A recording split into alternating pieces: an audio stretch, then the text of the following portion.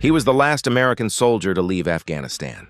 The image of General Chris Donahue boarding the final U.S. military aircraft out of Kabul became one of the defining pictures of America's longest war. Now, 5 years later, the four-star general is out, and critics say his departure is part of Defense Secretary Pete Hegseth's most aggressive shakeup of America's military leadership in decades. July 2.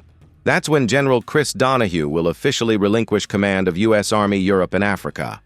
The Army has confirmed his departure after just 18 months in one of the military's most important assignments.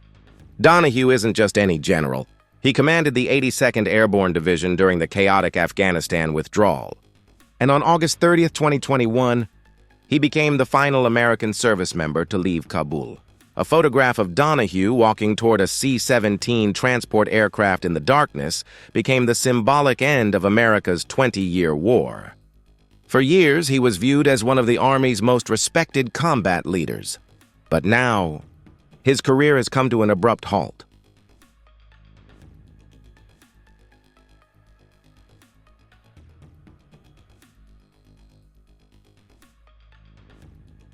According to multiple reports, Donahue's departure comes amid a sweeping Pentagon overhaul led by Defense Secretary Pete Hegseth.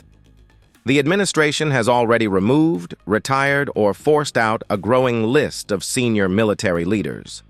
Notably, about 20 military leaders have either resigned or forced out since Hegseth took over.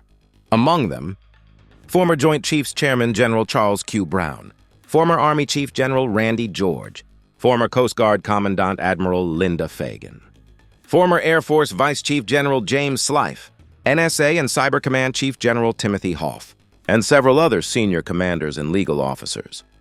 Hegseth has repeatedly argued that the Pentagon has become too top-heavy.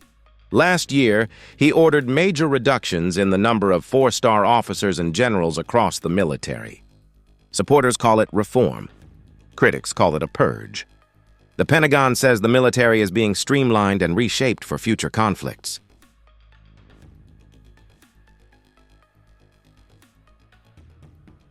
What makes Donahue's departure especially significant is where he was serving.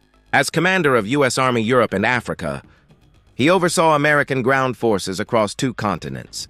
He also led NATO's Allied Land Command and played a key role in coordinating military support for Ukraine. Reports indicate the Pentagon is considering downgrading his 4-star command to a 3-star post as part of a broader restructuring effort. For many inside the military, that sends a powerful message. Questions are growing over whether battlefield experience is being replaced by political alignment. The Trump administration insists it is building a leaner military, one focused on combat readiness rather than bureaucracy. But opponents warn that repeated removals of senior commanders risk politicizing an institution traditionally designed to remain above partisan politics. And now, one of America's most battle-tested generals is leaving the stage. The man who became the final face of America's war in Afghanistan has become the latest casualty of Washington's battle over the future of the Pentagon.